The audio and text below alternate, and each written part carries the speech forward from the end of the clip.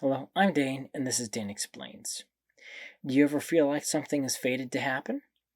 I'm not sure I can say anything ever happened in my life that I could call fate, but I've had experiences where I knew something was meant to be.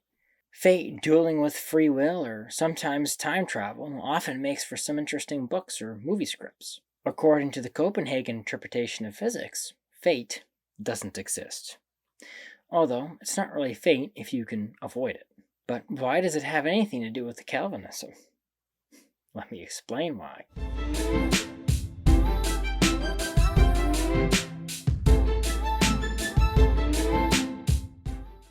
Einstein once said that the cosmological constant was his biggest mistake.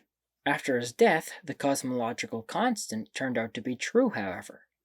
So, even when Einstein thought he was wrong, he was right. Although there was another thing Einstein said that was probably a mistake, but he never admitted it.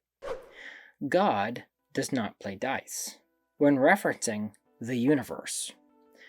Although it's still up for some debate, so far experiments have lent credence to the idea that God does indeed play dice with the universe. In Einstein's day, two camps in the physics community formed. Those who believed that every action in the universe was on some fundamental level knowable and, with sufficient information, predictable. The other group called their idea the Copenhagen interpretation, and believed that on some small scales the universe was random, unknowable, and therefore there's a limitation on what's predictable.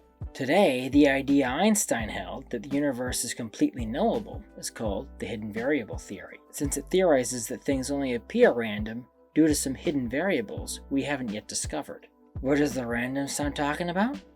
The thought experiment called the Schrodinger's cat experiment is probably the best example. This is how the experiment goes. If you have a cat in a box that is completely sealed from the outside world, so no information can get in or out, in the box of the cat is a vial of poison gas. There's also a small lump of radioactive uranium. A hammer that's attached to a Geiger counter will smash the vial of poison gas, killing the cat if the Geiger counter detects a hit from the radioactive uranium. The release of radiation from uranium is one of those things that are believed to be completely random, according to the Copenhagen interpretation. Because of the cat's isolation from the rest of the universe, Schrödinger said that the cat would both be dead and alive at the same time due to the fundamental randomness of radioactivity. Erwin Schrödinger actually agreed with Einstein and came up with a thought experiment to show the absurdity of the Copenhagen interpretation. Now, there have been experiments done more recently that indicate hidden variable theory is wrong, and that the Copenhagen interpretation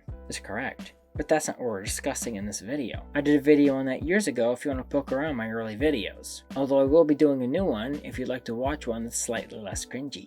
Subscribe for that. What many people miss is that if hidden variable theory was correct, then absolutely everything that was ever going to happen would have been decided at the moment of the Big Bang. Basically, fate. And we wouldn't have any free will either. Our brains would just be playing out a series of predetermined actions based on predetermined causes. Everything you ever did, every thought you ever had, and everything that ever happened to you, your fault or not, would be unavoidable. It would literally take an act of God for you to have a thought, action, or experience that was not already predetermined. Although I know people who adhere to Calvinism would agree with this, and there are modern physicists who think this is the case too. YouTuber Dr. Sabine Hossenfelder is a notable example. Isn't it funny how some concepts in physics overlap with concepts in religion? We're only able to escape fate if we admit there's a randomness, at least on some fundamental level. You don't need much randomness. The irreducible randomness of quantum mechanics is enough, especially when you think about it in the context of something like Schrodinger's cat. There are all real-world examples as well. Cancer, for instance, can be caused by radiation, so you don't need a poison vial for one quantum event to alter the course of someone's life, or even the whole world for that matter.